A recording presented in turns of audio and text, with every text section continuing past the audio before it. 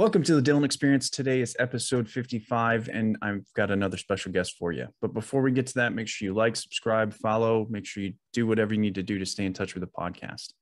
Now, my guest today is a coach with lived experience and family history of addiction. He previously served 7 years in the military and a deployment to Afghanistan in 2018. During his time in the military, he found himself struggling with an addiction to alcohol and has since found his own path to overcoming, while also supporting others through their own addiction. My guest today is Brandon Roman. Brandon, how are you? I'm wonderful. How about yourself? Welcome, everybody. Always doing good. So, Brandon, tell me all the things about you. Kind of give me a rundown of who are you, why do you do what you do now, and where are you going? Yeah, man. So do you want a brief synopsis or you want like a thick one? I'll leave it up to you.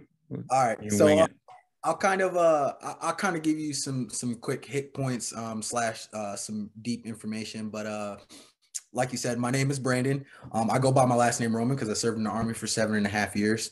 I'm a father of 4, and my beautiful fiance works downstairs. I got into this field of addiction due to my history behind it.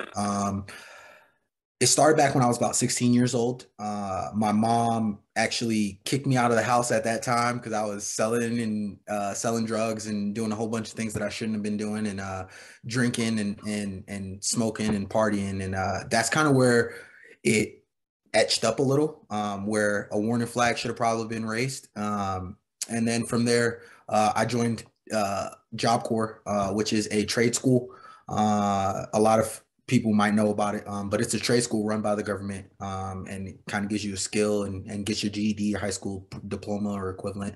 And went off with that and did that for a couple of years and got out and went to the Army. And when I went into the Army, that is where I always say that if you were an alcoholic, or you had the tendencies to be one, the military will draw it out of you. It's not going to make you an alcoholic, but it'll definitely pull that personality type out of you. So I was in there and of course living the infantryman life, because I served as an infantryman for the 7 years that I was in. So living that life, and it was pretty much a frat boy fraternity kind of mentality, and we lived by that, and I got deep into it. Back in 2016, my ex-wife actually left me. She up and left me when we moved here to Colorado, and that is when my addiction really severely ballooned. At that point, for a few months, I was drinking about a bottle of tequila and a 12-pack a day. So I was really, really hammering them down. Yeah. She ended up coming back about 4 or 5 months later, but the journey to addiction started then. The journey of wellness definitely began in that moment. I didn't slow down.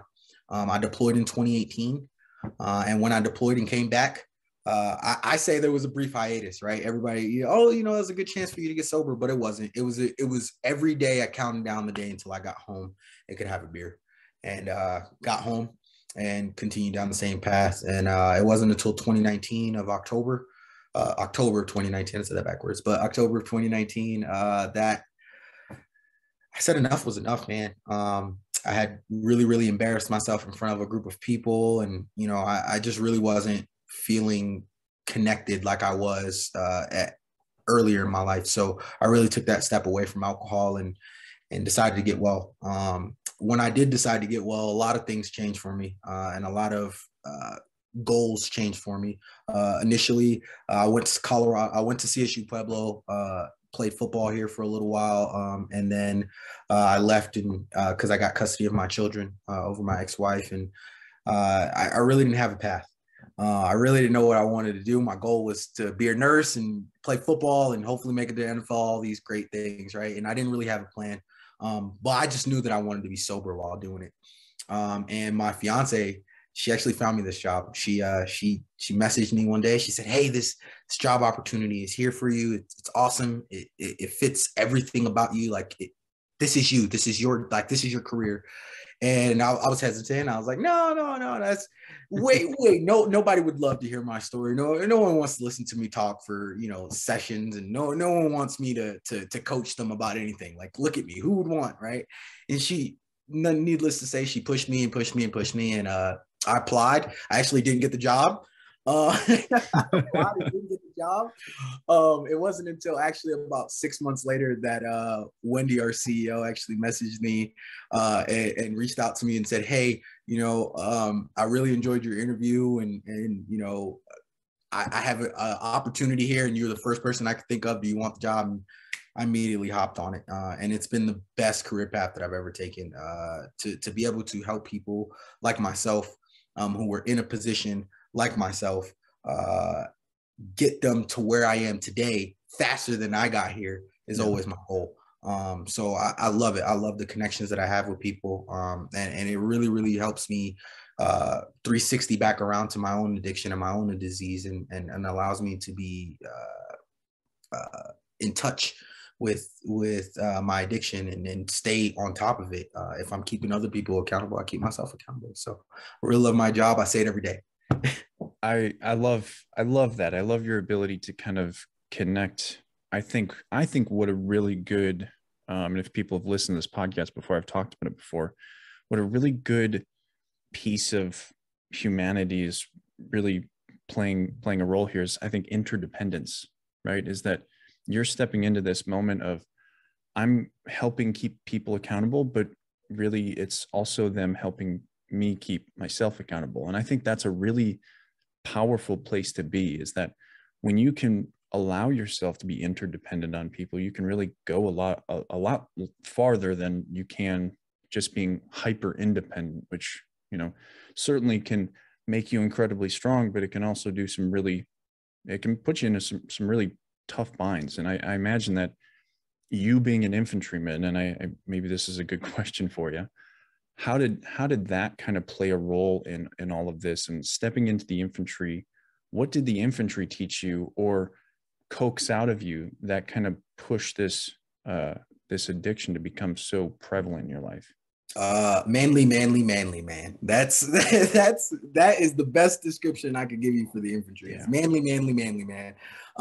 We talk about nothing, right? If right, change your socks. If you've ever served in the military, everybody knows that saying, right? Charlie Mike, change your socks, and Charlie Mike, right? You switch your socks out, and that was the mentality, right? If you struggled with this disease, and you weren't strong enough to handle it on your own, then you were looked at as weak, right? Yeah. You were looked at as what we know in the military as a shitbag, excuse my language, but that's the word that they give you, right? So in a way, it was a petri dish, right? It was a perfect controlled environment of a bunch of people who maybe are struggling, who maybe have like-minded ideas as you, and understand the importance of wanting to get help and all of those things, right?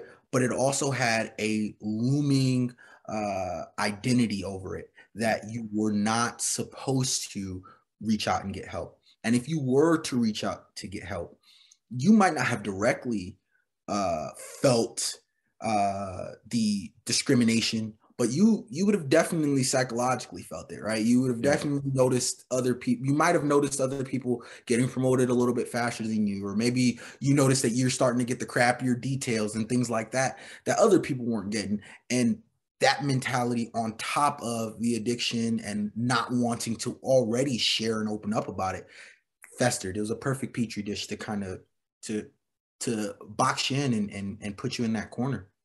I love how you're talking about this, because, I've been in the infantry for 14 years. I still serve, but I'm National Guard. So it's obviously a little bit different than active duty, but I've been around that, right? I know exactly what you're talking about. And it's almost even more, it can even be more overt sometimes when you're talking about these indirect things. Like, it can be the glances or the kind of cliquey kind of situations where people are talking about you behind your back, or leaders are looking at him and being like, yeah, you don't want him, right? Like, it's an unfortunate thing. It's hard to justify it, but there are reasons why it kind of exists. And that's the necessity that in war, you can't do that, right? You can't have a problem in war because it puts people's lives at risk. But the problem is that, the Army, and I shouldn't say just the Army, the military in general didn't know how to transfer, attitudes from Afghanistan to the United States, and that's, I think we're seeing that, especially in the last decade or so. Certainly not, obviously you deployed in 2018, but it's still there. Like, I think we're really coming to understand, especially the military right now, that you can't just look at where we are now and expect to treat people how you would treat people in Afghanistan, and treat people how you treated them in Iraq. Like, it just doesn't work. And, my unit found out the hard way. We lost 4 guys to suicide right after we got home in 2019. I mean, that first year back, it was brutal. And I think it's really changed the outlook of how, maybe, at least in peacetime, how the Army really looks at both mental health, things like addiction. Will it stop it? That's hard to say, because the infantry is the infantry, right? We have to be somewhat hard, but what is too hard and what is too soft? It's a tough question. It's a very delicate balance, and I agree. A lot of, and it stems from the military has a select personnel type that it needs, and rightfully so. That job is not a job for the faint of heart. What you've done, and thank you for your service, and what I have done, and is not something that an average person on the street should want to even do in some cases. So in a lot of situations, you're absolutely right, but it's like a double-edged sword in that case, right? It's like you said, what's too much? When is it the soldiers become so hard and so calloused that feelings and emotions become ignored? Or when is it that we focus too much on feelings and emotions that we take the toughness out of the soldiers? So finding that delicate balance was always a struggle in the military. And I do think that they have made a very positive direction change in wanting to help people in this area, but there's still a long ways to go, for sure. Absolutely. I think it comes down to ultimately how leaders approach situations in which people can't do the job, right? Because I think throughout my career, I've seen this multiple times. Is I've seen leaders look at soldiers that can't do the job and treat them as they are shitbags. But then I never succumbed to that. I hated that. That was the one thing when I joined the military. I was like, I absolutely profoundly hate this. I despise it with every cell in my body. And I would actively, fight against that. I would fight for my soldiers and try and work for them. And it never came. It never came to fruition for their military career. But what it did was, and this has happened multiple times, is people get out of the military and then respond to me, right? Like they recall me, and then they're like, hey, Sergeant Sessler, what you did for me has resonated with me throughout time, right? And that, I think, is so important, that there's a lot of lessons there, is that when you start showing people that just because you can't serve in the military or just because the job isn't right for you doesn't mean you're not worthwhile and valuable, right? There's hundreds of thousands of jobs that you can go step out and become a valuable person for society and for yourself and for your wife and for your kids and for your husband, whoever it is you are. And the military just doesn't understand that you don't have to be so hard where you shame people out of the military. You just have to be hard enough to say, maybe this isn't for you, and let people walk out with respect and dignity. And I think leadership throughout time and throughout history, because this isn't just a, Afghanistan war problem or Iraq war problem. It's just been a thing that we haven't talked about, that we haven't dug into. What's the difference between shame and accountability? Like, I love how Brene Brown talks about that, if you've ever heard her, but she's like, very simply, shaming is when you look at someone and say, you're the worst. Accountability is saying that you made a mistake, right? It's very simple. When you make someone feel bad about making a mistake, there's a difference, right? Yeah. And I think the military really needs to step into how it approaches leadership. And that's going to be hard with the select, right? Like the selectness of what the infantry needs. Yeah. And it's even going to be tougher with them transitioning to this garrison army that they're transitioning to, and the focuses. And there's many of different focuses in the military. And you got the mental health, you got the addiction, you got sexual the sexual assaults and all. There's a slew of things that the military has to work on, and we're not shaming the military for having those things, because they're not. There's every corporation. Bad people exist everywhere, right? Exactly. And we're not shaming them for it, but in the same sense, we've recognized, and I love that you placed it that way and you said it that way, because we're not shaming the military for it, right? We're holding them accountable. Yep. And I think that the best way for them as a whole, for the military to really attack addiction and suicide, because those two things run hand in hand, unfortunately, as it is we have to change that stigma of, this doesn't make you a shitbag. This doesn't make you not fit even for this job. There's a lot of guys who I've served with, who have drinking problems, right? But some of the best infantrymen you've ever met in your life, right? But the thing is they've never had the proper mental health to deal with the PTSD that they've had struggling from their last 2 or 3 tours that they just came back from, right? And then they become the worst civilians out there, right? Like, and not to their own fault. It's just, that's kind of what happens sometimes. Rewire, and the military does absolutely rewire our brain. For some people in a very constructive, positive way. And other people, they're rewired in such a way that they're only molded to fit inside of the military. And we all know those guys, right? GI, I don't know if you guys call them, we used to call them GI Joes, right? Those are the GI Joe guys, right? They're 20 for lifers, the 20 lifer guys, right? They're molded and made for the military, and they fit that mold so perfect. But what about the other 99% of us? Because only like 1% sits in the military, stays in and does the whole 20. Right. So what about the other 99% of us that gets out?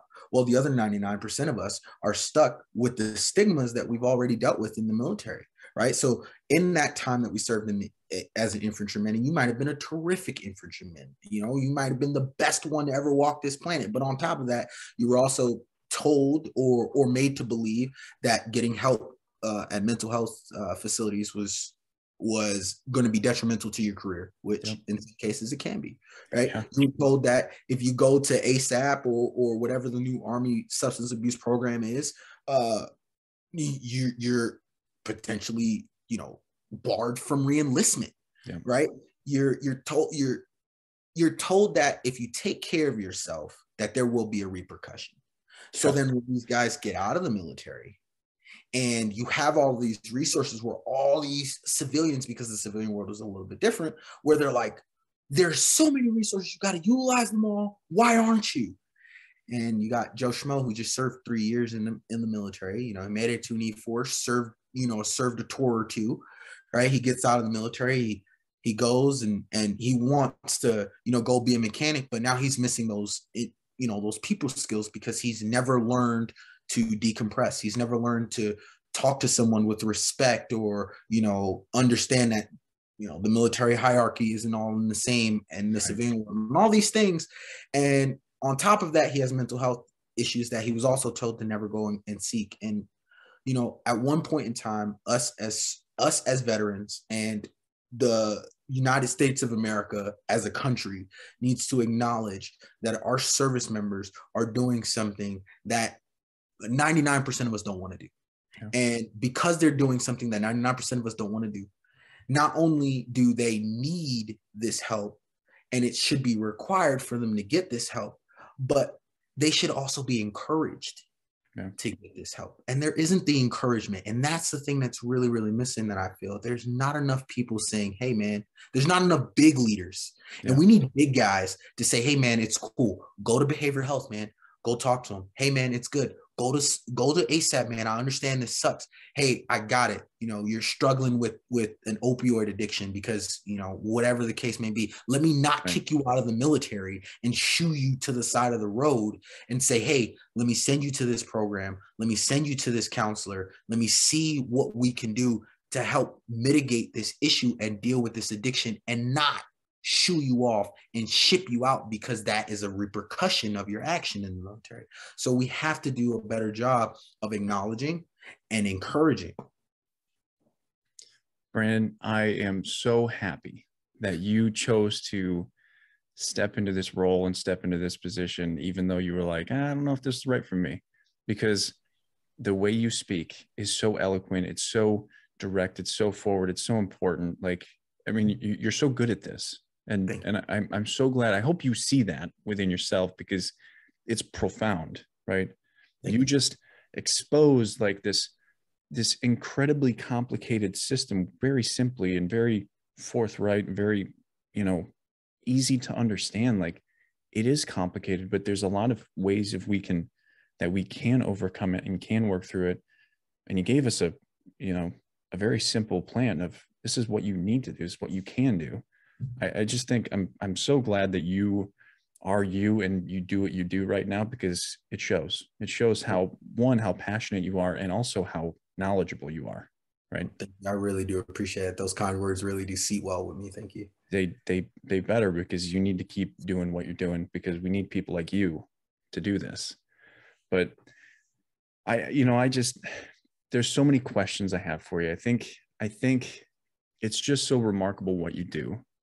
And I'd love to hear more about, how do you approach people that are struggling with addiction, that are struggling with the similar things that you've struggled with, while also kind of maintaining your own kind of self-respect, or your own kind of authority within yourself. Like, how do you kind of approach those conversations?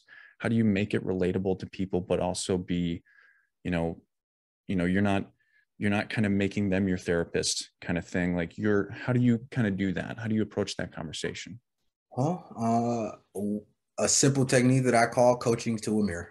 I coach to myself when I'm coaching to the members. So anything that I say to you, or anything that we discuss, is either something that I've tried or I would have tried, right? And it's really easy for us.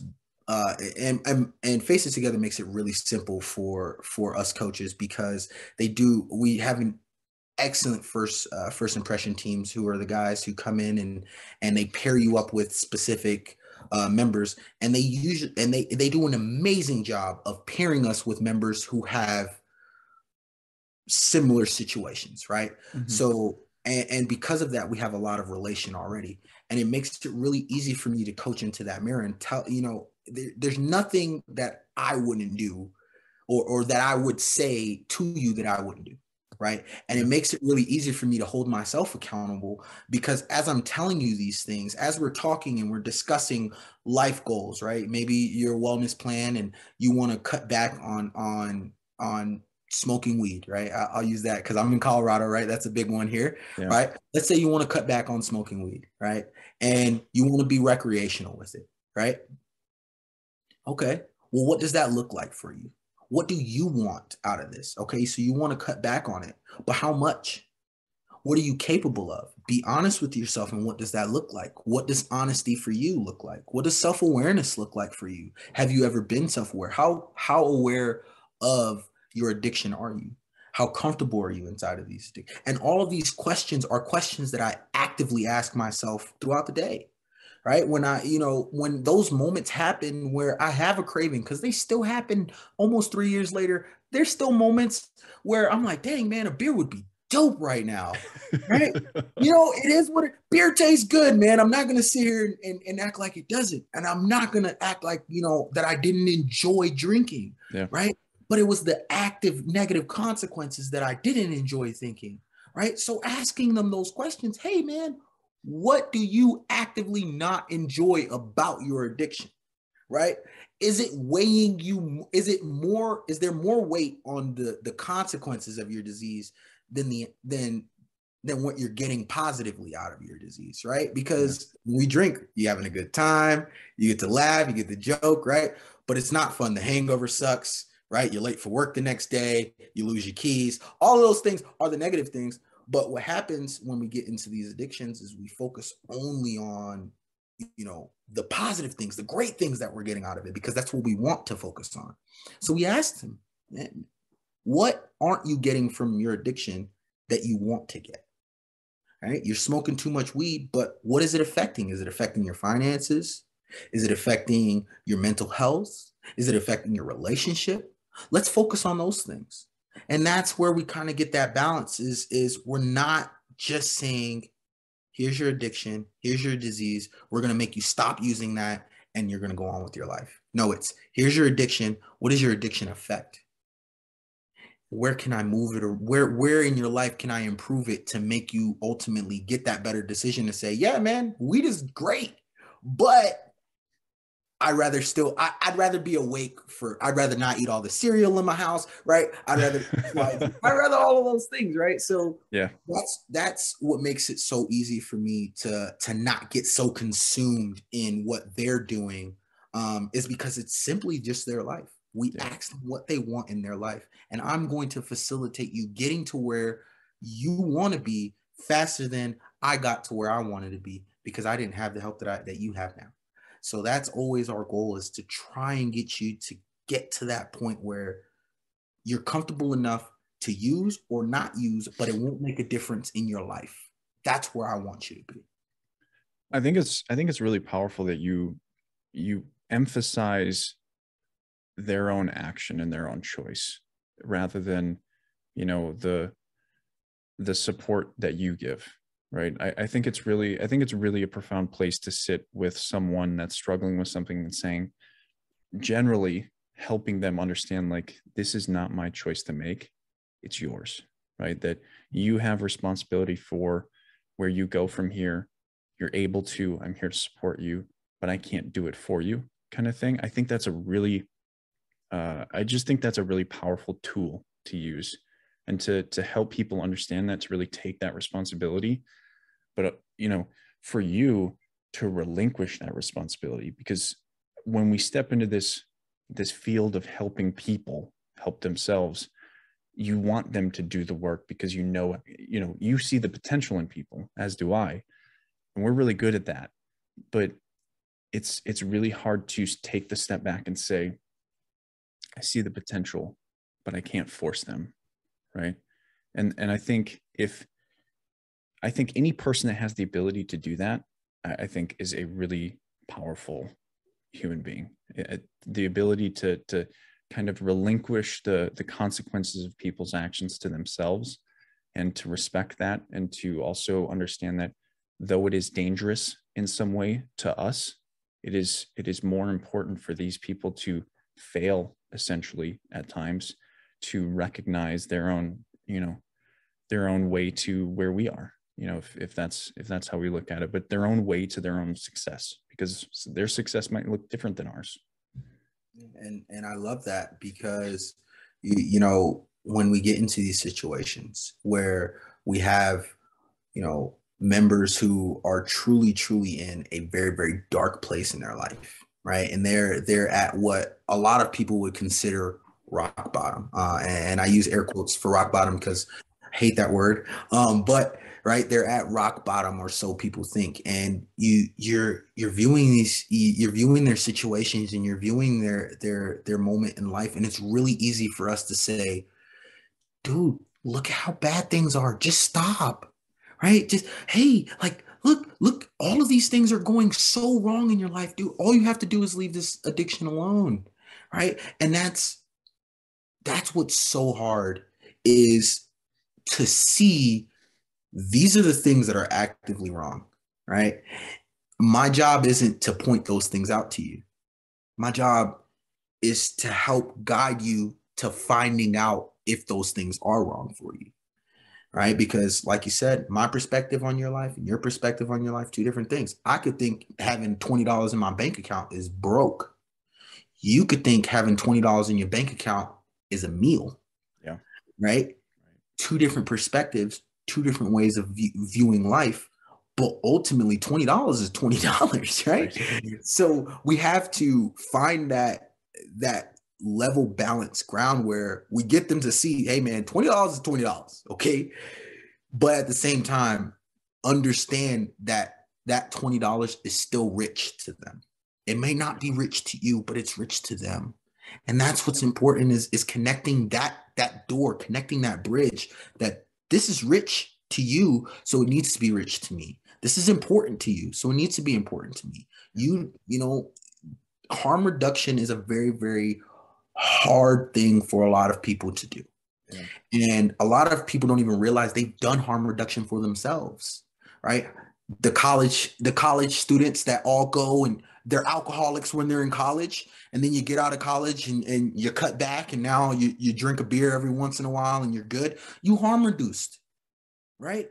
And getting everyone to get to that mindset that that's what is comfortable for you. This is what's comfortable for him. Let him be comfortable. Let you be comfortable. And you guys work together and love and live, laugh, love, and enjoy life. But you can't hate this guy because he wants to continue to drink, but he just wants to stop using meth. You can't hate. You can't, tell these guys that they're going to fail because, they choose to continue smoking weed, but they want to stop drinking, right? You cannot choose your views over theirs. You have to put their shoes on. And I think that that's the best thing about my job is I wear a lot of people's shoes on my daily basis. And so much so that I've learned to really appreciate how far some people have to walk. Yeah. I assume that I know absolutely nothing about whoever sits in front of me, right? I love assuming that, because then I get to learn a lot faster, right? Than trying to make an assumption of this is who you are. Okay, well, this is where you started. But what I've learned is that every time I have because I go very deep and introspectively, we think together in my sessions. And so when we go into those places, what I often find is that it's not the first session that reveals to me the issue, right? People tell me all sorts of different things, right? I've been through sexual assault. I've been through, I've been suicidal for this long. I've been through this. I've been through that. It's the 10th where someone comes to me, 10th time, I think I know them, but then I always kind of go back to, I assume I don't. And I start to recognize the pattern of the things that they won't talk about, right? The things that they skirt around, the things that they divert, right? Deflect and step around, and, they don't step in that hole. And then I ask that question, and it's the first time anybody's ever asked that question of them before. And what it teaches them is that somebody's paying attention, right? Somebody's trying to learn. Someone's trying to actively understand who you are. And for the first time in their life, they feel heard. They feel understood. It's hard. It's uncomfortable because it's like, how the fuck did you recognize that out of what I've told you? I haven't told you that yet. And I'm like, I'm just paying attention, right? And it's so, you talk about harm reduction. Some of addiction for a lot of people is their way of soothing themselves, right? As harmful as it sounds, it's actually quite interesting of how the mind works. Alcohol, drugs, tobacco, porn, anything can be an addiction that becomes a way of soothing or disconnecting or dissociating. And it becomes really interesting when you start asking the right questions of, what did you not get that you are trying to soothe yourself with something else? I always find it's always very interesting to have those conversations for the first time with someone that's never been listened to before. And I think it's a really powerful place to sit with them and watch that. I think that's the most beautiful thing I can offer someone. It's just allow them to be heard. And I think I imagine you've been there before, where you've kind of recognized, okay, they're not talking about this. Maybe I should ask.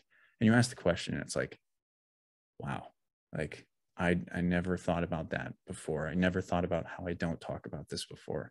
And I always find that 5 to 10 sessions in, we're like, yeah, you haven't talked about this yet. Why don't you? And it becomes such a, profound direction. Yeah. And it's it's really a talent to be able to listen to people without wanting to respond. You know, it's a talent that I think it's one that I've learned very, very, very quickly in this job, but it is a talent that I think a lot of all of us really could really get a handle of. Yeah. You know, a lot of times when we're hearing people's stories, we want to connect to them, and you want to, hey, I had that experience, you know, which isn't necessarily a bad thing, but we want to connect to that experience. We want to, you know, chime in. We want to put in our part. We want to make it a dialogue, right? We want to have conversation back and forth. And how many times do we actually sit down and just hear what they're saying and listen to what they're saying, not responding, just digesting it? And it comes, you know, I started with my kids, you know, because kids have so many things, and they're the most open human beings on the planet because nobody has closed them off yet. Yep. Right? Nobody has shown them that they can talk around some of these things, right? So they're so open, and it always gives me the opportunity to learn to stop and listen to what my kids are saying. Yeah, I've heard the story about my oldest daughter, one of her classmates, you know, being upset with her because she didn't choose them for, you know, a project or something like that at school. I've heard that story 5 or 6 times, but every time I hear the story, I find out a new detail because I'm listening. Yeah. And I think if more of us just took a second, step back, looked at your friends, looked at your family, said, hey man, tell me what's on your chest. I'm going to sit here. I'm not going to reply. I'm not going to rebuttal. I'm going to listen. And I want you to tell me these things 2-3 times until I hear it all, until I got every detail. And then you get a better understanding of what these people are going through, what your loved ones and what your friends and family, we never truly understand where someone is until they tell us, right? But even when they tell us, we still don't truly understand until they show us. And even when they show us, we truly don't understand until we are them, until we put our shoes on. So we have to go through that process to fully break it down. And I think today's age, this generation that's coming up, is doing a lot better job at mental health care. And I think, you know, we need more guys like you who are focusing on the mental health aspect, because addiction is a mental health disease. And mental health is the most ignored form of health, even before dental work, right? We refuse, right? I have been told by friends and, well, not really close friends, but acquaintances, that therapy is a hoax. No. There's people out here who really truly think that just talking about your feelings is a lie. It's why I have a job, right? Like I'm not a mental health professional. I don't claim to be. All I am is a guy that has understood my own story. I talk about my own story. I talk about what I've been through, much like you.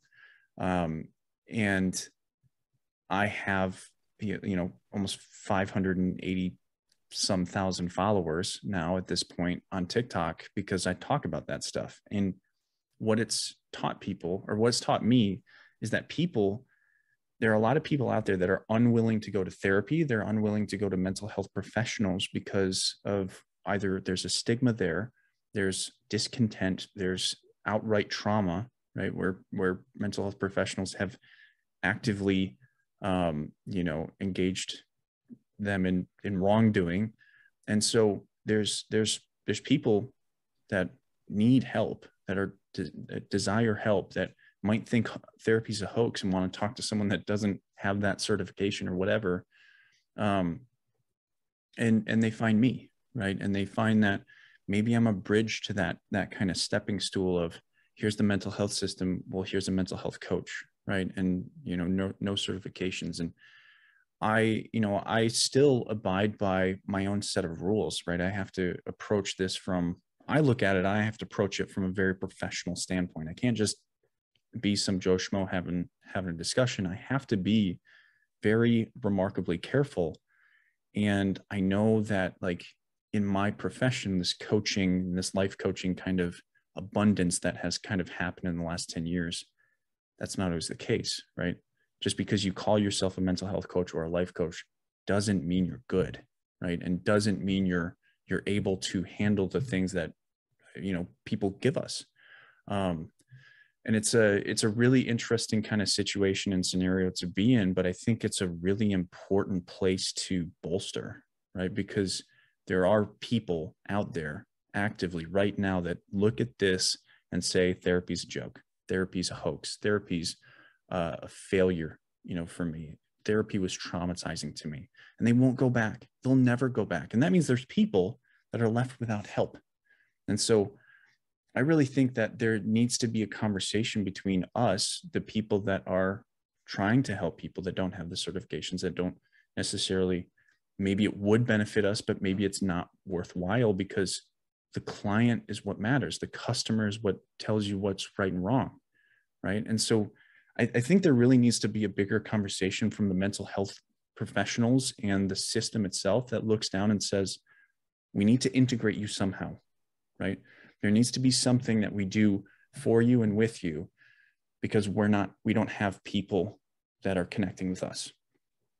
You know, I think that needs to be a conversation. I think there's a remarkably valuable position for people like myself that are actively trying to do what's right for people, you know, and people need help. Like I have a lot of people looking to me for help, and I can't give it to them because I'm only one person, you know, and it's an unfortunate fact. And I think it's a kind of an unfortunate position for the mental health system to be in, you know. And I love, I love that you pointed that out, that there needs to be more people like you.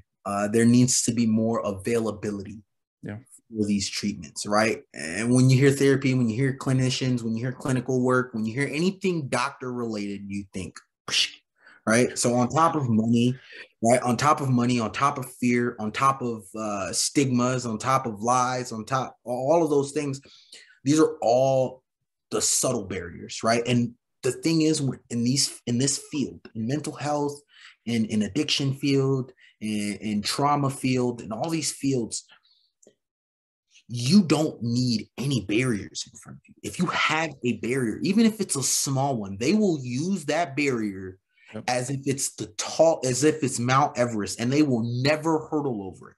Yep. We have to remove as many of those barriers as we possibly can.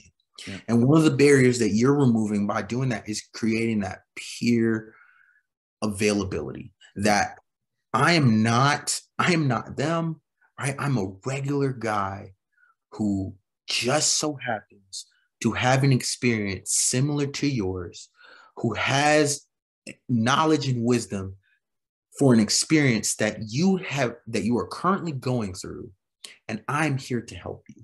Yeah. And what does help look like for you? And how can we get to that? How can I help facilitate getting you to help, or whatever that level is for yourself?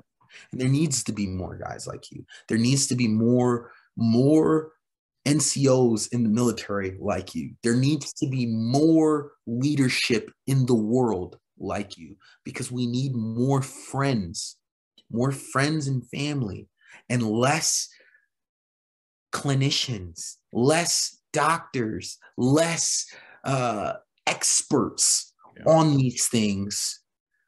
We need more realism. And that's what you bring to the people. And that's why you're so successful in this, is because they get that realism. And the more that we spread this positive type of interaction, these positive type of coaching, these types of counseling styles, the more that people see that you don't have to go to, that lady that wears the glasses on the edge of her nose, right? with the pen and paper. You don't have to go to that lady. You don't have to go to that guy with the really long, super long couch in a really dark room with all the books all around him. You don't have to go to him. You don't have to go to a psych ward and be bound to a chair or bound into a room for hours on end to get the help. You can go to a guy who looks like me, who's a regular guy, who looks like you, who's a regular guy, who you see walking through the streets every day, who you're friends with, who you invite over to barbecues. You can go to that guy. Yeah. And it's not going to be the normal stigma of, no, man, men don't talk about their feelings. No, women need to, you need to talk to your women. No, we can focus on what you want. We can focus on what you really, truly want to get to, because I'm just like you. I have no ulterior motive behind this. I'm not trying to make $1 bazillion from this. I'm not, I don't make $150 a session, whether or not you come or don't come, right? I'm not making an insane amount of money from this. I'm doing this because I enjoy it. And that connectivity that you give them, man, and that's why you're so good at it. And that's why we need more of you, man. We need more guys like that. I appreciate that. I love that two guys like us have completely different backgrounds, right? I grew up in the middle of fucking Wisconsin, right? I grew up on a horse ranch in Wisconsin for part of my life. Like, we're different, right? But yet we've come to this point where we both see this from a very, very remarkably similar lens. And I find that incredible. I find that amazing, right? Like, it's just the differences, I look at this and I see the differences between us, right? And what culturally right now, how people look at this, and it would be like, I'm white, you're black, and we're different, right? And people would separate us into two different categories, but we're the same, right? We went through vastly different experiences, but right now we're sitting here talking about the very same thing, thinking of like, we're both like, we don't even need to talk about this because we both get it, right? This is realistically, this is just a conversation for the people that are listening to the podcast. We don't need to talk about it. You and I already get it. We already understand each other. We could stop this conversation and work together, and we'd already know what to do. That's what I find really remarkable, is that we can come from remarkably different backgrounds and step into this scenario and just know. And I don't think people really give that the credit that is out there, right? That we both are so different and yet we're so remarkably similar. I love that personally, because I'm tired of hearing, how everything's so, everybody's so on opposite sides. Everybody's so either polarized, far left or so far right, and no one is ever at all similar. Yeah. And I just love this. That's what like, I have these conversations with so many different people. I've had many conversations with women, with men, with transgender, with gays, lesbians. It doesn't matter. I don't give a shit, right? I'm having a conversation with people, right? And I don't care what you do, how you do it, why you do it, right? As long as it's not hurting people, I'm good with you, right? And we can have a conversation about it. I always tell people, when they ask, whoa, what's your religious preference? And I always say, to hell with your religious preference. Are you a good person, man? Right. Are you a good person? Do I want to hang out with you? Yeah. Do I would someone be comfortable with coming into your environment, regardless of their environment not being the same as yours, and be comfortable? Are you a good, genuine person? And some of the ugliest people are buried in religion. Some of the ugliest people are also not religious at all. Some of the ugliest people are white. Some of the ugliest people are black. Yeah. It's not any one specific thing that makes a person a terrible person or makes a person, not see eye to eye. It's their experiences.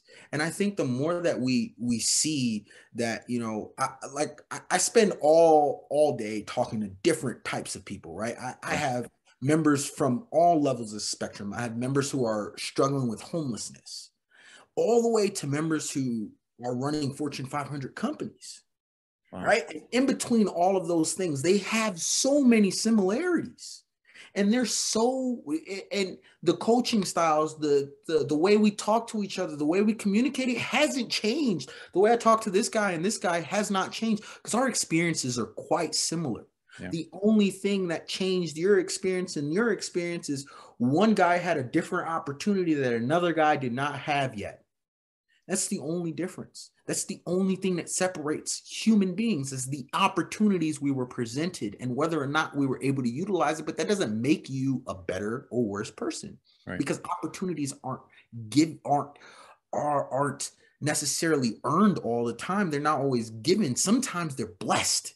Sometimes they're anointed onto you, right? And sometimes Absolutely. you're put in a position like myself and like yourself, where we had no intention on being the guys that we are today, or being in the fields that we are today. But here we are with this opportunity that fell into us. We weren't out here looking for it, but yet we have such similar mindsets. We have such similar backgrounds. We have such similar, understandings of this topic, because of our experiences.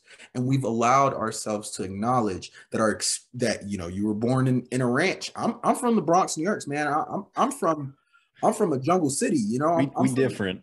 Yeah, we're different. We are different. But we were able to acknowledge the difference, but the similarities all in the same. And the more people reach out to their guys who are on that bus who looks a little bit different than you, and you become friends with that guy, the more that we stop saying, hey, that music sucks, I refuse to listen to it, and just listen to one song. The more that we say, hey, let me read that book because that guy over there likes it. The more that we try to see other people's experiences. Yeah. The more that we start to see how much more alike we are than we're not. Yeah. We're very, very similar people. And there's not very many different personality types. I love the idea of like when you think of like culture, right? And try to understand a different culture. Because you and I, we've been all over the world, rather than try to understand like what are the stories, what are the narratives, understand what the story means, because the meaning behind why people do the things that they do often will reveal to you more about how that culture is represented, right? Like, why do you do this? And why do we do this, right? Like there's often a comparative reason why you do this compared to why I do this in my culture. And that blending, that ability to connect those things allows you to blend, because then you can recognize like, I really like that from your culture, and I want to bring it to mine and recognize that as valuable. I think when you can, one, start listening and appreciating the experiences of other people, you can also start blending the experiences of other people. And I think rap is a great example of this, of like, look at how rap has transformed from the 90s, right, when we were kids, to where it is now, where it's so mainstream that there's people looking at it like, rap isn't even cool anymore, for some people, because it was cool back in the 90s, and it's not the same thing. But it's become something that is representative of more than just your culture. It's also representative of my culture, which is really incredible, which is really important. But there needs to be more, right?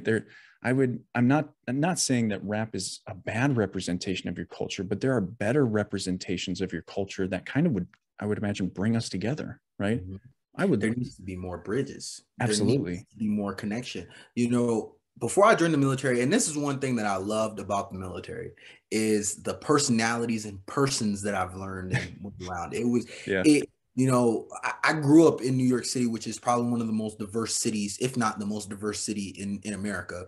However, with that diversity comes off of still a very, very closed-minded mindset, right? I've never been to a farm, right? Didn't even know that there was two different types of cows. Okay. Had no clue. Yep. No clue. Okay. Apparently there's an eating cow and a milking cow. No clue. Right. Yep. Thought they were all the same cow. Okay. I thought you milked the cow and then you slaughtered the cow. That's how I thought it worked. Right. So there's actually more. There's actually, when you consider ox are actually working cows. They got working cows, right? You see, and no, but then you turn around, and one of my old squad leaders in the military, he never seen a black person in person until he joined the military. He never seen one before. He was from some small hole in the wall county in Ohio, man. Never seen a black person until he joined the military. And these are the personality types that are around. I never heard a country song. Never stepped on a farm. Didn't listen to country music. The closest thing to country music I knew was I don't know, the Ring of Fire. That was like Yeah. the closest country song that I knew. And that's because it's on like every TV show, you know? So, but here we're stuck in, for 9 months, I'm stuck in a hot area with no space. We got one little speaker that's this big that you can only hear if everyone huddles really tight together. And the only music we had was some Florida Georgia Line. So here my Black American from New York city going guy is sitting in a hut listening to Florida Georgia Line in 110-degree weather, wondering when I'm gonna go home, right? And those experiences, I believe, played a really, really big role in why I'm able to do what I do today. Yeah. And why I'm in the position that I'm in today, because I've had so many of those interactions where I've learned so many different types of people, and I've changed my way of thinking so many different times based off of other people's experiences, and they're now giving to me wisdom that I just didn't have no clue about. Yeah. Now I know about cows. My daughter is 7 years old, and she's the one who actually told me that there was 2 different types of cows. Okay, she was the one. So the experiences that she's even getting is different from the experiences. So if we could just all be a little bit more like that, right? All be a little bit more like a platoon, right? Where we're forced to be around a bunch of people who are from 50 different states, right? All sitting around to have one common goal. But the thing is the only way we can unite everybody is if we gave everybody that common goal. Right. If we gave everybody that common denominator of, hey, we want to work together. I want to be able to walk into anywhere and feel completely comfortable. I want to be able to talk to everyone around me. And the only way that we do that is if we force ourselves to have more interactions like that. We force ourselves to go hang out with the guy from Wisconsin who was raised in a horse barn, or horse farm, right? Or force ourselves to go hang out with that guy from California who only knows about fuel efficiency cars, right? We have to put ourselves around people who don't think like us, who don't have the same experiences as us, who don't have the same political views and religious views and all these views, because they're that way for a reason. Yep. And their reason is very, very valid, whether you want to believe it or not. And when you've acknowledged that their reason is valid, whether or not it makes sense or is valid for you, it doesn't matter. It was valid for them. It is reasonable for them. And acknowledging that, hey, this person is this way because this happened to them, or they had this experience, and I'm not going to change that. And I'm going to love and appreciate this person for how he is today. Florida Georgia Line, listening and all. See, it baffles me sometimes of how similar I find people. Like you just explained the concept or how I kind of define it of rationality versus logic, right? I look at rationality as anything you've ever felt in your life is valid, right? And so it makes sense. There's cause and effect. Okay. For me, you go through an experience like I did when I lost my dad to suicide at 6 years old. I instantly became guilty, regretful, and shamed, right? That's what I felt like. And so that was a conscious decision of cause and effect. I didn't understand it. Was it logical? Absolutely not. And so, you almost have to step into rationality and approach it from, does this make sense or not? Is this logical? And go back to these situations.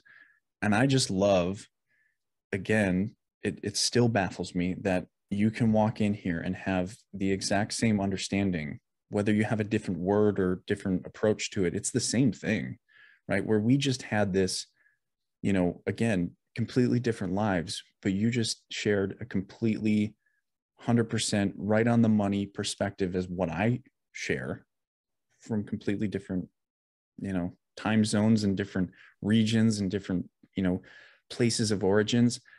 That gives me so much hope for people to start understanding and coming together, connecting with each other. Again, all of the things that you're saying here is just like, yes, right. I don't, there's nothing I need to argue here. I'm just like, let the man speak, right? Hallelujah. Right. Absolutely. And I just love it. Man, I'm going to walk away from this interview just happy because of this, right? Because of how we can approach this conversation, how we can talk about these things. I'm sure that we could get into something that we disagree on and walk away with like, yeah, that's cool. I get why you feel that way, and I get why I feel my way. And you know what? I think we're going to have to disagree on this one. Yeah. And that's going to be okay, because we've already come to a place of like profound respect for each other already, just by looking at what we have together before what we have different first. I think that's really, really important. Yeah. Have you seen those memes? There's like a bunch of memes and videos that are out, right? And you know how they have like meme categories, right? Yeah. Where they're like these cycles of same types of memes. Well, there's these specific memes that are always talking about like, do we live like we must have all grown up together, right? Yeah. And it's a bunch of people posting stuff that like from their childhood, and other people chime in and they're like, dude, we had the same experiences. Yeah. And it really gets you looking around, man. Like, the reason there are similarities the reason our lives are so similar is because it was literally a lot more similar than we think. Yeah. A lot of times, right? You're sitting down, right? How many times have you had that smoke pit fire? Have you ever deployed? You had that, that burn pit talk, right? Everybody got a cigarette in their mouth, stirring some poop. You're sitting out there, you're hating it, right? And you get to talking, right? And you start talking about the craziest thing, and you find out that one guy on your platoon likes toes in his ears, right? And you're like, that's weird, right? And you have those really, really deep conversations, right? Oh yeah. And when you're having those talks, that's when you find out, man, that dude that was living in the horse barn, dude, his mom used to tell him the same thing she told us. She used to say, hey, close the front door. We don't live in a barn. She's right. The barn was out front, right? But those are things that we don't even realize that we really have had these experiences together. Yep. We've really grown up we've all watched the same TV shows, right? We all listen to generally the same music, right? We all had the same the same tragedies that we all lived through as far as global tragedies and all of those things, right? We've all lived through natural disasters and all the same things. Our lives aren't very much different in that way. But why do we always feel the need to be right? Your perspective needs to be the perspective. Yeah. And the sooner that we realize that, hey, there's no wrong way to skin the cat. If you're a Republican, you're a Democrat, you're a liberal, you're whatever the other one is, right? You're all of these different things. It doesn't really matter, right? We all have one goal, and the goal is to make America a better place for everyone living in it, right? Yeah. You just have a different way of wanting to do it. Yep. And acknowledging that you wanting to do it a different way doesn't mean that you're wrong, mean, evil. It just means you have a different route. Yeah. But our goal is always the same. We want to skin the cat. We want to ultimately make America a better place for everyone. And I say for every single person. And I mean the transgender people. I mean the gays. I mean the lesbians. I mean, the people who are considering themselves non-binary or whatever other categories that people are today. I want you to feel that this is your place to be. I want you, when I served in this military, I served so that way everyone here could feel safe at home and they could have their dream of America here. And I want you to get to that. So I want you to be comfortable. And even that racist dude that lives down the street who hates black guys and can't stand us and all of those things, hey man, you have that perspective for a reason. You do. And I couldn't begin to understand why your perspective is that way. I couldn't understand it. But I don't hate you for having it because I didn't get to live your life to understand it. I can't hate someone because I don't know their experience. Their experience could very much be the reason that they are that way. And the more that we accept that everybody is the same, but our experiences are slightly different, and we need to accept and acknowledge that we're not all going to think alike, and your way isn't the only way, and their way isn't the only way, and there isn't a right and a wrong way to do things. It's just a way to do things, and whether or not it goes right or wrong becomes is the outcomes of those things. So we have a a change in pace in America. And when it comes to the people that are coming up, the generations of, my kids' generations, and what generation is in school right now, Gen Q, whatever generation is in school right now, right? Whatever generation that is that's coming in from school, they have that understanding, right? They have that better understanding because our generation has done such a good job at harping on that point that these guys aren't different. Yeah. Right? That guy down the street hates black guys because somewhere in his life he was taught that, or he has an experience that was extremely negative that he has that thought. What can you do to just be a kind person to that guy?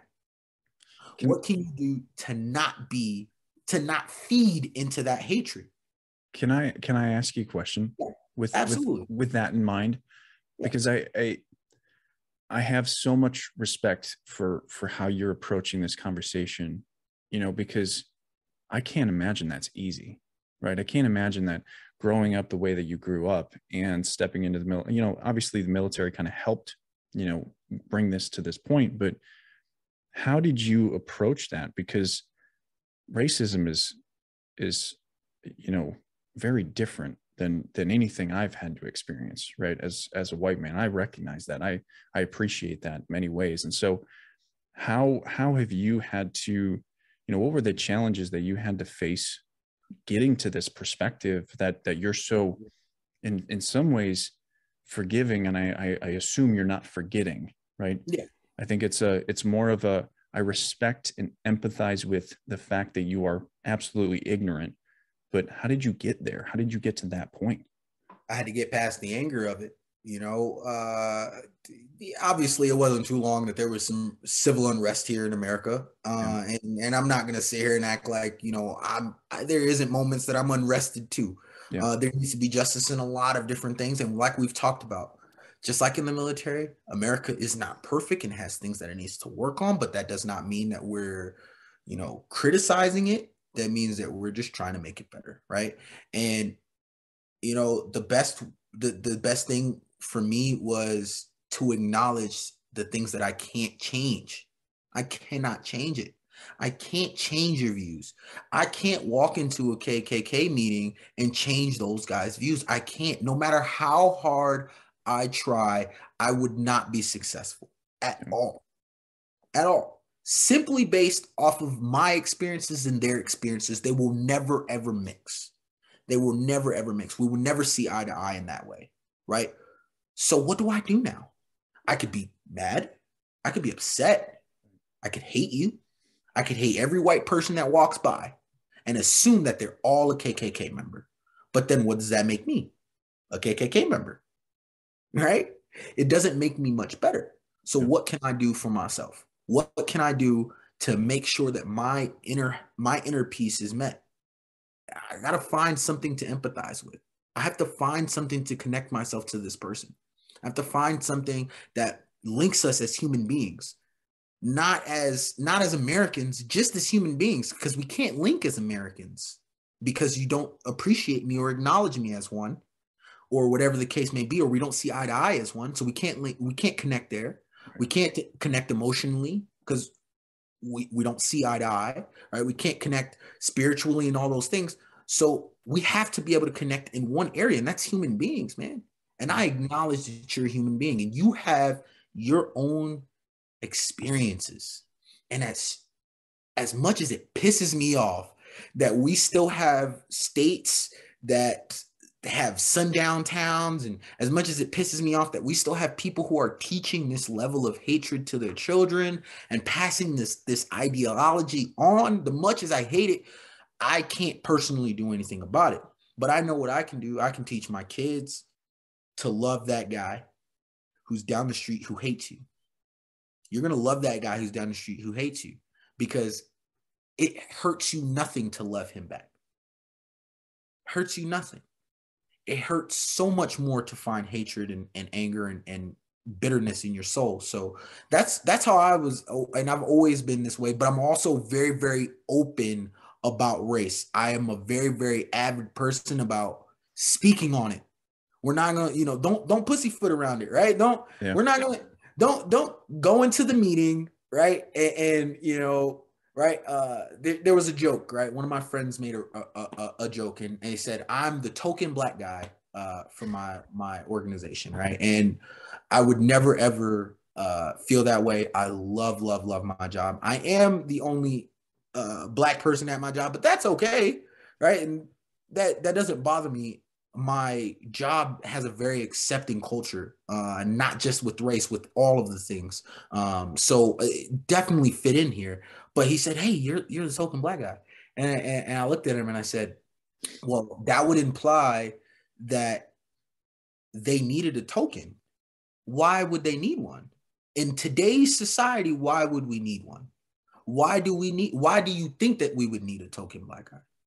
There isn't a need for one. I could tell you at this organization, there isn't a need for one. Yeah. But you see, even his mindset is set to the tone of hatred. Right. It's set to that dial. Why is it set there? Because that's his experiences. Yeah. His experiences has shown him that when you see one black guy in a organization, he's the token. He's the guy that they're going to put on all the posters. They're going to put in front of everybody and show, hey, we're not racist. We have a black guy, right? That's his experiences. So yeah, I could hate him for having it.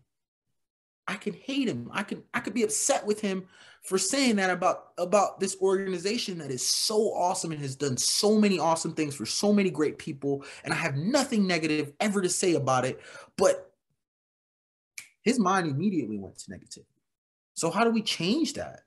How do we redirect those ways of thinking? The only way is we speak about it. We talk about it. We say it in those meetings when you're sitting around and there's those 2 or 3 black guys that walk into the room and everyone is kind of quiet and don't nobody want to say anything because everybody's kind of off put and say the jokes, have the good times, right? Because the only time you should feel uncomfortable is if you're saying something that you know is wrong. So if you be comfortable around everybody, speak on the things. If you are questioned, hey, are we putting him on here because he's black? You know, believe it or not, it's a marketing thing. It happens. I wouldn't want a white guy being advertised on Black History Month in February. You know what I'm saying? So there's moments where it does matter. So ask those questions. Don't be weird and say things like, "Oh, do we really want to ask the black guy if he wants to do these things?" Yeah. Ask him, talk to him. "Hey, Mandy, are you offended if we put you on a poster for African American, for Black History Month?" And they're like, 9 times out of 10, they're more than likely going to be like, "Oh, I'll tell you, I'm on a billboard." Yeah. But we sit and we pussyfoot around it. We hide behind what our words are because we're scared to offend. We're scared to hurt. We're scared to learn. We're scared to fail. Yeah. And because of that failure, it keeps that disconnect. It allows people to have that idea that guy down the street with the KKK member has, and it allows the other, my friend who believes that I'm, the token, that there's need for token black guys, right? It allows them to have those ways of thinking because no one's ever challenging it. No one's ever saying, well, why? Why do you feel that way? Why are we doing that? That's honestly why I love this. I love this podcast. And again, I kind of go back to the idea that this is my thing. This is what I love, right? Do I love doing my job every day? Not always. It's really exhausting, as I know you know. But this is always so inspiring because I always feel so safe in asking questions because that's the point of this, right? I've built this platform, this space in this context where I have to be honest with you. I have to be, I openly ask these questions to you without, regard or disrespect. I want to know about you. And it, in some ways I can see how this almost becomes my safe place to do that. But I also do it outside of this, right? I want to, because just like you, I want to bring people together. I've lived with disconnection for 20 years and it nearly killed me, right? I almost put a bullet in my own head. I don't want that for anybody. I don't want that for any culture, right? I don't want my culture to push you away because you have something valuable to bring us, right? And we have something valuable to bring you, right? Like there's so many important things that we have yet to really discover as, I think, a nation, as bringing cultures together and offering just this idea that we can have these hard conversations, but we have to be mindful that we have to start somewhere, right? We can't start where we've always started. We can't start from race. We can't start from hate. We can't start from bigotry or ignorance. It has to be from a place of curiosity. Curiosity has always worked, right? It's worked for you. It's worked for me. It just continues to work. And when we really practice that, it's a remarkable tool. And I just love that it's kind of come, it's come full circle in this conversation where here it is. Here's the answer. And I love that this platform for me allows me to have conversation with so many diverse people, and still recognize the humanity in all of them. I love that. Yeah. And, like you said, it allows us to be diverse, right? And we want in ourselves, we want to be different, right? But you don't want to be but everybody wants to be different, but you want to be just different enough that you're noticed. Yeah. Right. But you also want to fit in, right? And that's society, right? And the only way that we change what is fitting in, is I think a better word would be safe. Would you think? Like it's not, you want to fit in, but if you fit into a place where it's not safe, you're not comfortable yet. Yep. And so I think it's really important to have that understanding that, if I were to walk into your family's barbecue, would I feel safe as a white man? I'd be like, for some people, they'd walk in and they'd be like, I don't know what, like I'd walk in and I'd be like, Roman, right? Like I just recognize you as safety at this point. And so, and I would hope that the same would be reciprocated to you walking into my family barbecue, because you'd be welcomed, right? But not everybody knows how to offer safety. And that's a really big, that's a huge kind of dilemma that we're facing. Love that. Offering safety. I love that. And you're right. You're absolutely right. I don't know how many times, right? Because of course I have white friends, black friends, all the things, right? And one of my really, really good friends, he's actually still in the service. He was my XO. So we're allowed to be friends now. We weren't then. Yeah. But he's a really, really good friend of mine.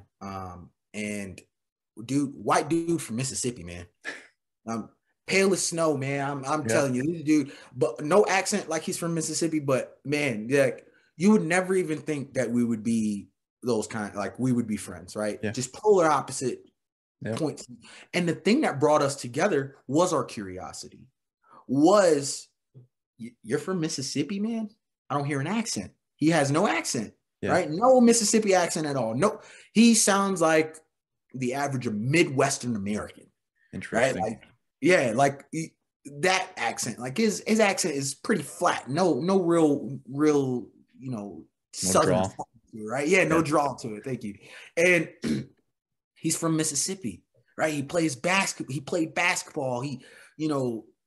He's actually really, really good at basketball. I don't play basketball. I play football. So when you see me, everybody like, there's a black dude. He's got to be good at basketball, right? So all PT events, man, I always pick first in basketball. I'm like, dude, not my sport. I'm terrible.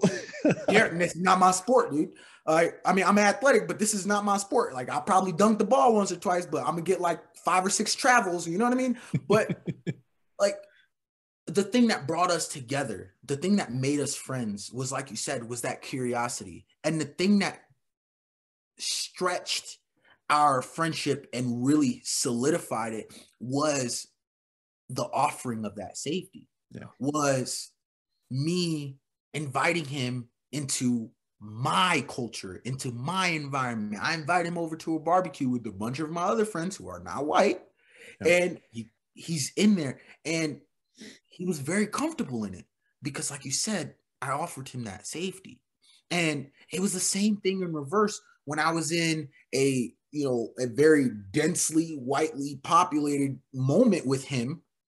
He offered me that safety. And honestly, it wasn't until you said something that I I love that you say that, because that's truly what it was. He gave me that safety. And I gave him that safety to allow him to feel comfortable enough to listen to the music with us, to allow him to talk about his life experiences at the barbecue and laugh and joke and have those moments and not feel outcasted or not feel shamed or, feel stigmatized or feel like, even on the other end that this group of people was going to be, the stereotypical type of people that he knew them, that he thought he knew stereotyping Black people would be, right? Yeah. And more of that. We need more of that. We need that safety. We need that. I love that word. We need to offer more of our friends more safety. You need to go out deep into our friends groups, man, and go deep into it and bring those guys who are on the end of your friends group who never are around, man, bring them in, offer them some more safety. I love that, because I feel like that would really, really help us finish that connection, man. Is offering that. That'd be a really interesting idea to like build.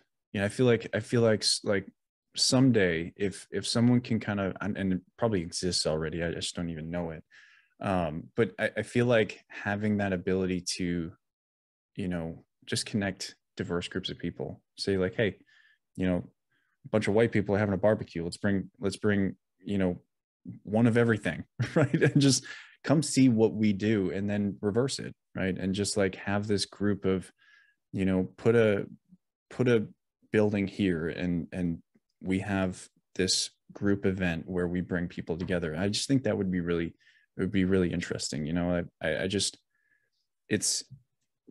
America has always been the melting pot, but I feel like a lot of it hasn't melted yet. I feel like we're a bunch of fucking ice cubes in a pot, and it's been kept in the freezer. So it's, hot and cold. It's just like everybody's in their own ice cube. And I think we really need to continue to connect those people, just like we've been talking about. I think it'd be incredible. I just don't know how to start that. It'd be an interesting thing to dig into. It starts just like how in these moments, it starts with me inviting my friend over. I won't say his name because he's still in the service right now, so I don't know if he's gonna be okay with me mentioning him, but me inviting him over, it starts with the group of people, the guys at Walmart that you usually wouldn't talk to when you're standing in line. Speak to them. That's where it starts. It does. It starts being uncomfortable. And that's one thing that I teach here at Face Together with my members is you have change is uncomfortable. And the reason that we don't like it and we don't want it is because it's uncomfortable. And we don't like being uncomfortable. So if you're uncomfortable, you're likely changing, and change is good, right? So put yourself in those uncomfortable positions. Go to that guy who, drives that dually truck, which, by the way, that's another thing too. I didn't know people drove pickup trucks until I joined the military. I thought pickup trucks was only for guys who worked. Like, I thought that was like a worker. Like, if you seen a guy driving a pickup truck, I was like, oh, that guy's a construction worker. Like, that's what I always thought. Always, right? Because I'm from New York City, man. Like, you don't really see it. Doesn't make sense there. Exactly. It doesn't make sense there, right? So here I am, ignorant man, pull up into the parking lot, dude, and there's more cars standing taller than the building that I could count. I'm like, dude, what is this? Looks like a Ford F-150 factory. Yeah. What is this culture? Dude's talking about driving their car through the mud. I'm like, why? You gotta clean it. You gotta clean that. Who deliberately dirties something? You gotta clean, right? All of these, and then you go out and you go mudding, and you're like, dude, this is the best experience of my life. Right. One of my old friends in the military, he was a Jeeper guy, right? Drove a Jeep crawler, right? He stayed at my house for a little while he was waiting for his household goods to come in. Stayed at my home for a little while, and it was hilarious, right? One weekend, he was like, hey man, I'm going rock crawling. You should go with me, right? Now, you're like, what are we talking about here? I'm like, me? Rock crawling? I'm like, you talking about when you climb up the rocks? It's like, nah, man, like, you hop in the Jeep, we're gonna go up old stage roads, we're gonna go rock crawling, man. I'm like, that's not really my forte, dude. Like, I'm gonna be honest with you, man. That's not my culture. That's not something I've ever done. But you know what? I'm gonna step outside my zone. I'm gonna go with you because you my dog. I trust you. I feel safe. I trust you. You my dog. I'm gonna go ride with you in this Jeep, man. One of the coolest experiences in my life, man. He let the air out of the tires, man. We was driving on that thing sideways. We was on like 2 wheels driving up the side of this mountain. It was an awesome experience. Would I do it by myself? Probably not. But it was still a great experience that I would have never otherwise had unless I made myself uncomfortable. Yep. And those things need to happen more. You need to be more uncomfortable. Go hike. Go play football or go play basketball. Go learn to play spades, right? Like just a whole bunch of different things. That reminds me of I went to Dubai because my sister has lived in Dubai for nearly pretty much the last decade or so. That's awesome. And so I visited after my first deployment, and obviously I went to Afghanistan my first deployment. So I'm kind of in this area of like, I don't know if I like the Middle East that well, but I go there, and she's got this friend. His name is, or what he's called is Mr. President, right? They call him Mr. President. That's the only name that I know for him, right? And he meets me.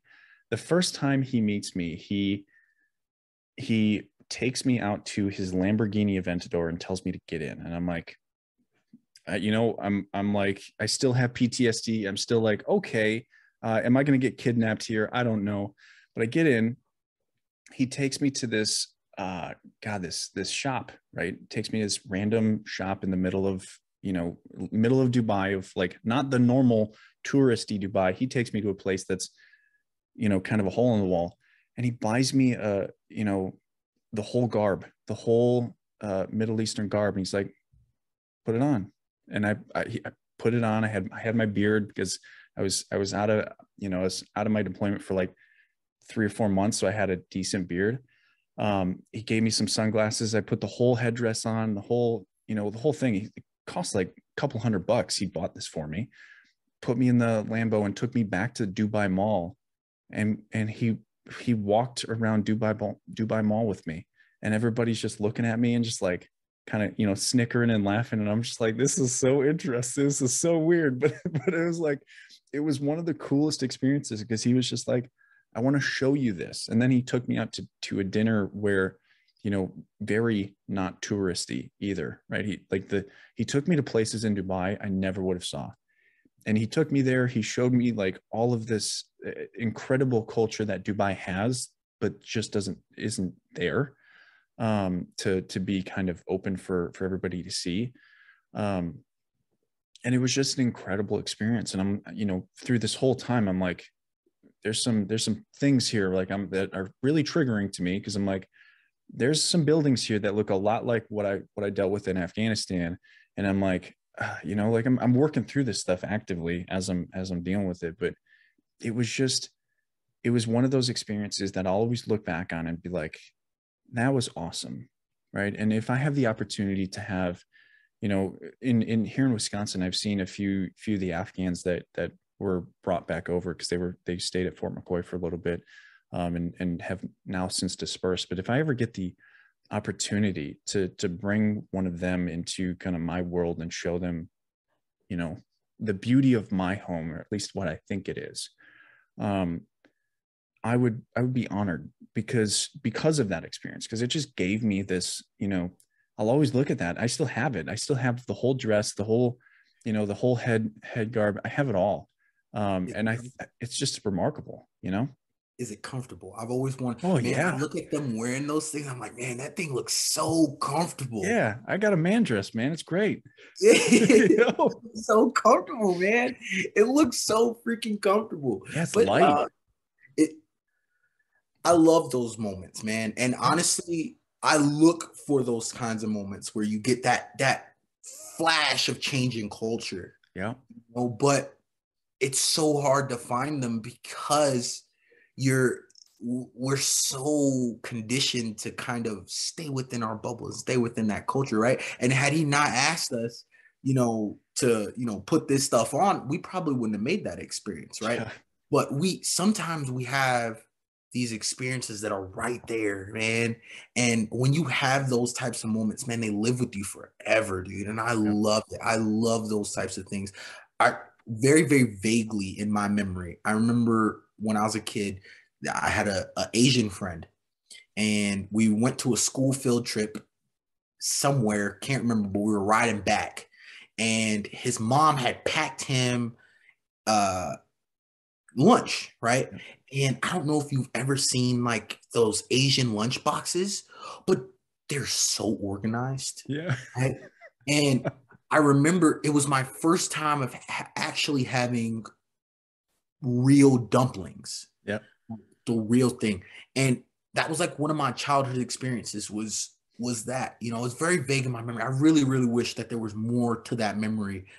But, you know, I had dumplings for the first time in that moment, and we don't get those moments enough. Yeah. But how often do you engage with a foreigner when you see, you know, an Asian guy walking by? You're less likely to engage in that conversation. You're less likely to be uncomfortable and say, hey, man, like, what's going on? How's your day, man? I'd love to be friends with you, right? Because it's out of our comfort zone, right? It doesn't make us comfortable. So the more that we have those experiences, though, the more that we give those experiences to other people, even if we can't have those experiences for ourselves, the more that I find more guys who are from the hole in the wall in Ohio who've never seen a black guy, and the more that I make them fried chicken and you know, and I'm Puerto Rican, so, you know, the more I make them rice and gandules and all of those things, and they're like, holy crap, what is this? Those experiences, because they might not be racist, right? Or they might not feel some type of way about all of these things, right? But now he goes home and he says, hey, mom, you got to try this rice and gandules that my friend made. He's Puerto Rican, but you got to try it, right? And she tries it, and she's hated Puerto Ricans her whole life, and she tries this food, and she's like, holy crap, this is actually pretty good, right? And now she's like, maybe, tell him bring more some by, right? And then or the, you know, the idea where this person has been taught to be racist, but doesn't like it, doesn't want it. And so when you offer him like, this is, you know, this is my culture, this is how I live, and he looks at it and he respects it for the first time, he's like, now I'm questioning all of the things that I was taught, because they feel so wrong when I have a conversation with a good person, you know. And I think I just love it. This is one of those conversations that I'm going to remember for the next couple of weeks, of just like, it's been great. It's been wonderful, you know, and every conversation I felt like I've ever had with anyone of any cultural difference has always been wonderful. And so I just continuously get, you know, the confirmation and the justification of why I shouldn't be racist, why I shouldn't be sexist, why I shouldn't be any of these things. And I see these experiences, and I look at how other people see them, you know, the same experiences that I see.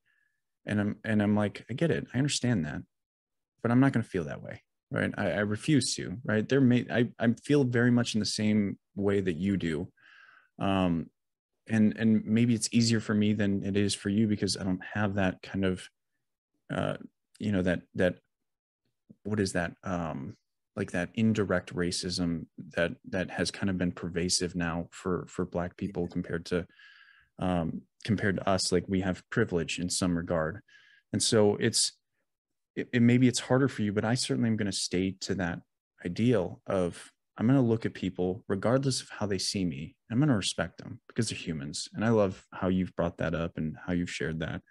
And I just have so much respect for you, your perspective, how you've lived your life. I think it's remarkable what you've done. And I'm honored to have this conversation. And I think we'll probably be having more at some point in our lives.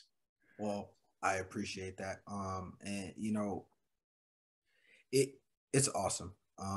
It truly is a blessing to be able to do what I do every day. And it's also awesome because I get to have these types of connections. I don't know any other job that I genuinely get to have a deep, genuine conversation with someone and get paid on the hour while doing it, you know. And they say, you know, what's the saying? If you find a job that you love, you'll never work a day in your life. something like that, right?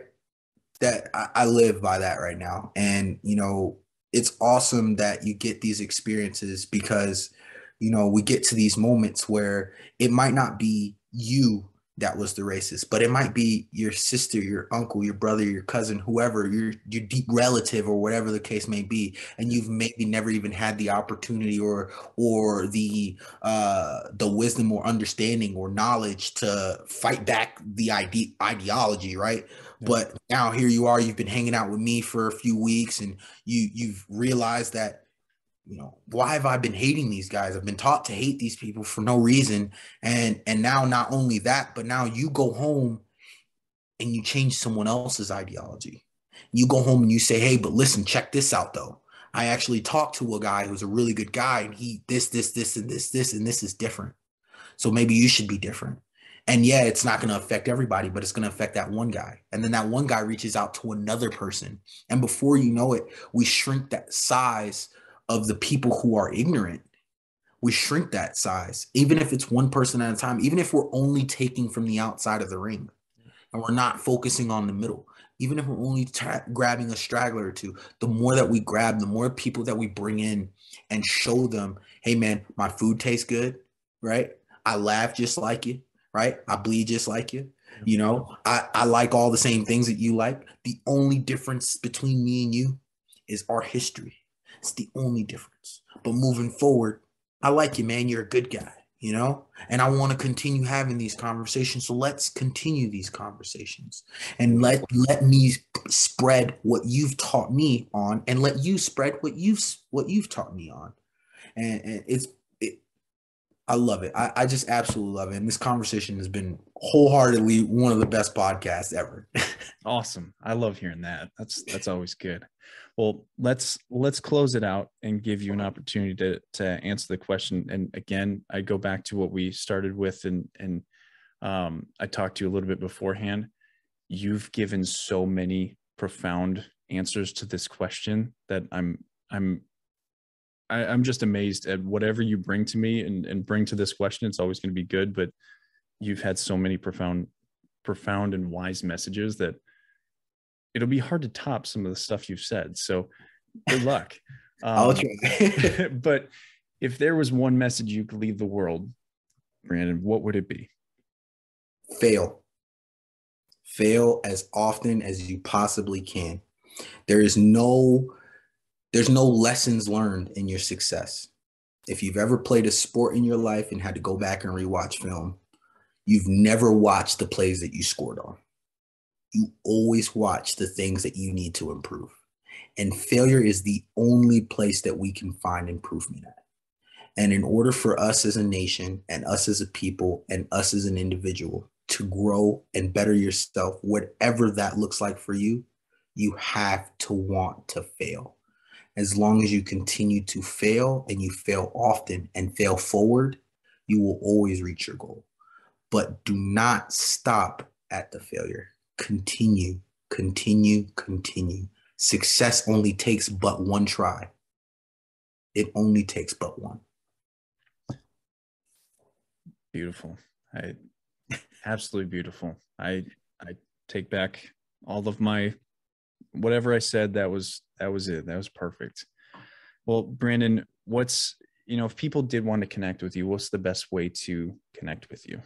Absolutely. So if you guys are interested in talking to myself or any of the other coaches that we have, if you're interested in, even if you're a loved one, we also work with loved ones. I personally am a loved one coach as well. So if you're a loved one and someone personally is struggling with an addiction and you want to get more information about it and just learn about it, you can reach us at wefaceittogether.org. If you scroll down to the bottom, our phone number and all our contact information is on there. But the most important thing is there's a green little button up at the top right-hand corner. If you click on that, it says get started. You fill out all your demographic information and someone will reach out to you within 24 to 48 hours. And inside of that, they'll call you and you guys will have a discussion on who you want to meet with, what your goals are, and then ultimately you'll get placed with a coach. So I hope that if you are interested, if you're listening and this sounds like something that you want to give a try, try it. If it doesn't work, we move on from it. But at the most, you can say you did. So yeah, we face it together.org. I love it. Awesome. And that will be linked in the show notes. So you'll be able to go right to it. But Brandon, I just thank you. Thank you for being you. Thank you for having this conversation. Thank you for just being everything that you are. And I'm honored to have you on the show. So thank you.